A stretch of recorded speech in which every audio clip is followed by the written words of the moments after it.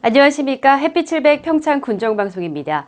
올해는 예년보다 여름이 조금 일찍 찾아와 벌써 더위로 고생하시는 분들이 많으신데요. 6월부터는 잦은 집중호우가 예보되고 있다고 합니다. 폭염 피해는 물론 비 피해 입지 않도록 미리미리 대비하셔야겠습니다. 행복의 중심 세계 속의 평창에서 보내드리는 햇빛700 평창 군정방송 시작하겠습니다.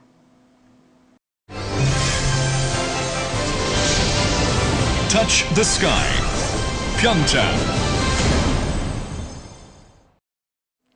강원도민 화합의 축제인 제48회 강원도민 체육대회가 14일을 끝으로 대단원의 막을 내렸습니다.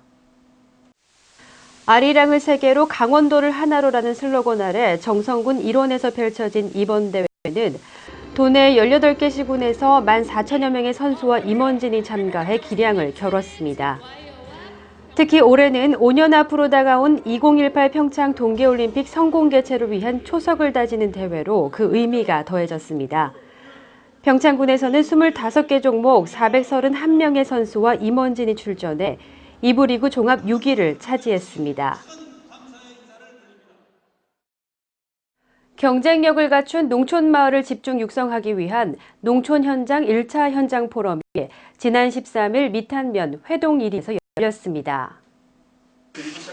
이번 포럼에는 농촌 전문가들이 지역을 찾아 지역의 유무형 자원을 발굴하기 위한 조사와 함께 마을 발전을 위한 주민과의 대화 시간을 가졌습니다. 현장 조사를 마친 포럼 회원들은 앞으로 4차까지 이어지는 포럼을 통해 특색 있는 농촌 마을을 만들기 위한 다양한 조언과 활동을 펼칠 예정입니다. 한편 이번 포럼에 지원한 회동리와 대상리, 배곡포 1,2,1와 창동 4리에서는 오는 8월까지 마을별로 포럼이 진행됩니다. 지역 전략식품 산업을 육성하기 위한 약선두유 사업 주민설명회가 지난 11일 서울대 그린바이오 과학기술원에서 열렸습니다. 이날 설명회에서는 농림축산식품부에서 2014년 지역 전략식품 산업으로 선정한 약선두유 사업의 사업 설명회와 함께 사업에 참여하는 주민의 의견을 청취하는 시간이 마련됐습니다. 고랭지인 평창의 메밀과 당귀 등의 약선 재료를 활용한 명품 약선두유를 개발하는 이번 사업은 향후 5년간 국비와 지방비 각각 30억 원을 지원받아 추진될 예정입니다. 한편 약선두유 사업은 서울대 그린바이오 과학기술연구원이 평창과 정선 2개 지역과 연계해 추진하는 사업입니다.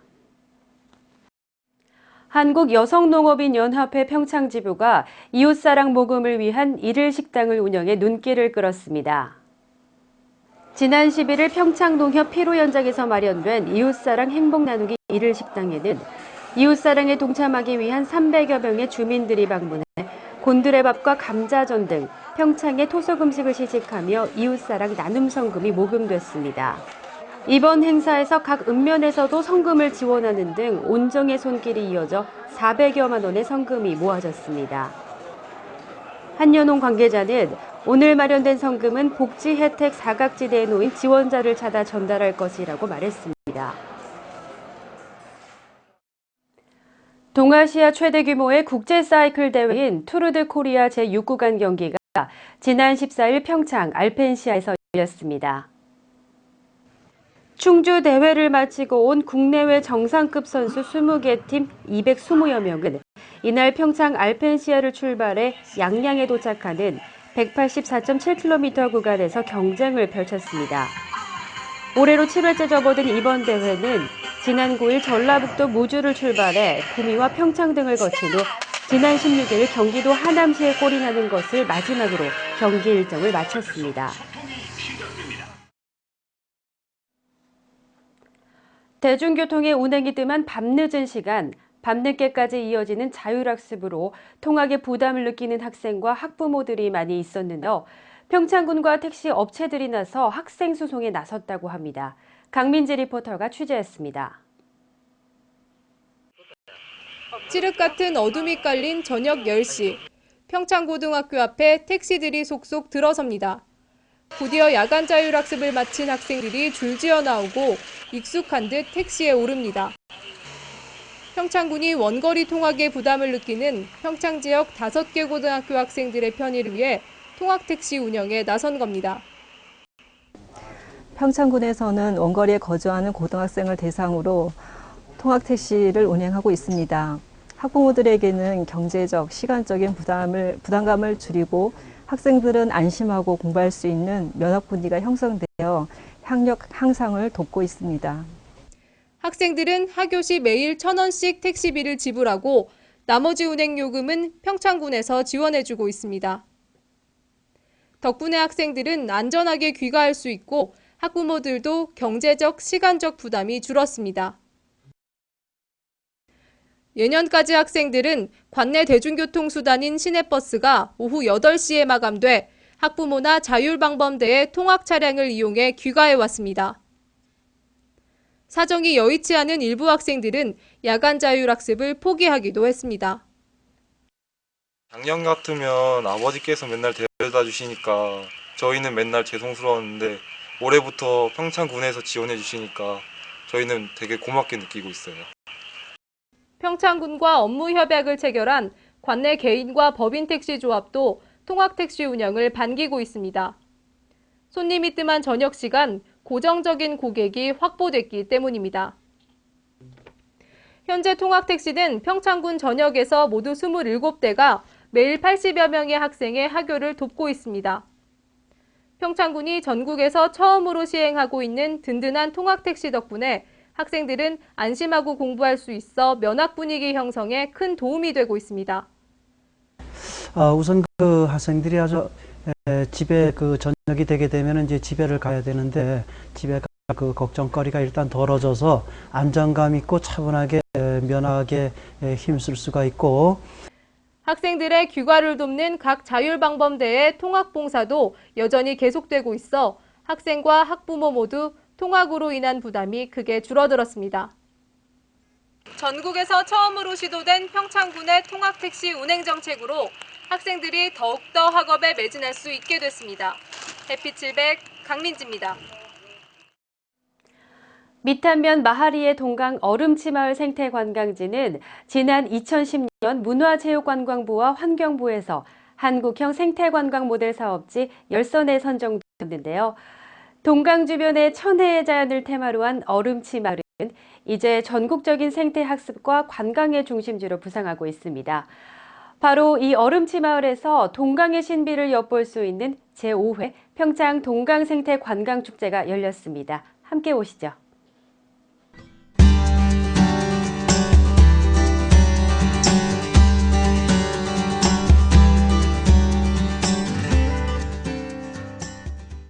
동강의 신비를 가득 품은 평창군 마하리 얼음치마을입니다. 이곳에서 지난 13일부터 나흘간 생태관광을 주제로 한 체험축제가 열렸는데요.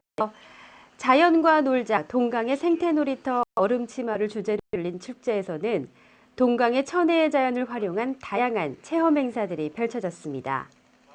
예, 우리가 매년 6월 초에 그 동강 생태 체험 축제를 하는데요. 저희 축제는 그냥 먹고 즐기는 어떤 축제가 아니라 어떤 환경을 하나 배워가고 그다음에 어떤 환경을 가지고 어떤 알리고자 하는 그런 뜻에서 축제를 시작했습니다. 축제장에서는 천연기념물 제259호로 지정된 얼음지의 산란탑을 관찰할 수 있었습니다. 我觉得冰鱼是一种冻江的稀有物种，它为了保护自己的鱼卵呢，每年都到冻江，美丽的山水，来雕个每一粒这种小石头，雕个堡垒，为了保护它的鱼卵，这也是一种自然的奇迹，也是自然的景观，我觉得很叹服。 매년 4월에서 5월이면 물이 맑고 자갈이 깔린 여울의 웅덩이를 파고 알을 낳는 얼음치는 자신들의 개체를 보호하기 위해 알 위에 자갈을 모아 탑을 쌓아 올린다고 하는데요. 우리나라의 고유종임과 동시에 이렇게 독특한 생활 방식을 가지고 있는 얼음치는 동강이 품은 가장 귀중한 보물 중 하나가 아닐까 싶습니다. 얼음치와 함께 동강에서만 서식하는 각종 민물고기를 관람할 수 있는 민물고기 생태관도 생태학습의 공간으로 활용되고 있었습니다. 또한 동강이 숨겨둔 또 하나의 보물인 백룡동굴도 만나볼 수 있었는데요. 천연기념물 제260호로 지정된 백룡동굴은 개발을 최소화해 태고의 자연의 신비를 그대로 관찰할 수 있었습니다. 얼음치 마을에서는 동강을 한눈에 볼 수 있는 전망대와 스카이라인을 만들어 관광객들의 눈길을 끌었는데요.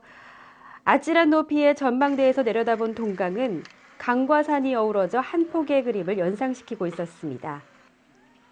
전망대에서 출발하는 스카이라인도 볼거리 위주의 축제를 벗어나 색다른 즐거움을 선사했습니다. 네, 엄청 시원하고요. 여름 더위가 싹 가시는 것 같아요. 이 밖에도 평창의 대표 먹거리를 맛볼 수 있는 먹거리 장터와 굴렁쇠와 같이 도시에서는 쉽게 즐길 수 없는 전통놀이 체험도 마련됐습니다. 진짜 맛있어요.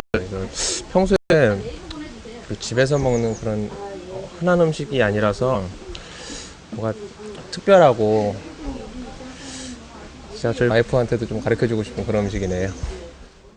또한 동강 생태사진 전시회도 함께 열려 동강의 사계절을 한눈에 살펴볼 수 있었습니다. 볼거리와 즐길거리, 먹거리 등 오감을 만족시키는 동강 생태관광체험축제인데요. 한국 최고의 생태관광지인 마하리 얼음치 마을에서 준비한 이번 축제가 일상에 지친 도시민들에게 활력을 불어넣어줬습니다. 내년에도 더욱더 풍성한 체험거리가 가득한 평창 동강 생태체험축제가 되길 기원합니다.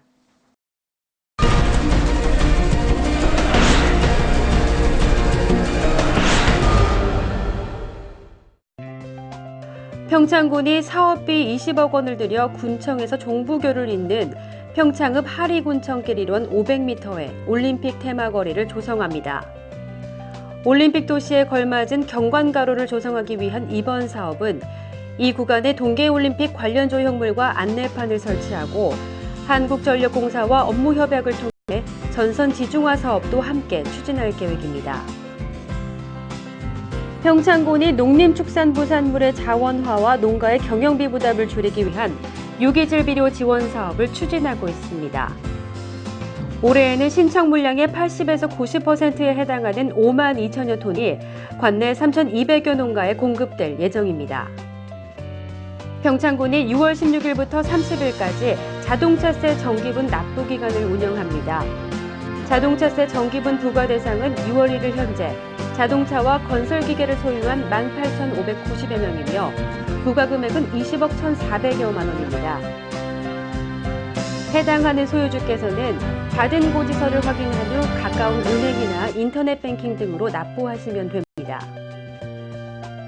제155회 해피700 평창 아카데미가 6월 20일 3시부터 쓰러진 엄마를 일으키는 전효실의 회복 코칭을 주제로 평창문화예술회관에서 열립니다. 일찍 찾아온 무더위로 여름 휴가 계획 미리 세우시는 분들 많으실 텐데요. 올해에는 천혜의 자연을 소재로 한 각종 체험마을과 자연휴양림을 갖춘 평창에서 휴가 보내시는 건 어떨까요? 평창 관내 자연휴양림에서는 지역 주민 할인 혜택도 있다고 하니까 미리 예약 서두르시길 바랍니다. 해피700 평창 군정방송 이번 주는 여기까지입니다. 시청해주신 여러분 고맙습니다.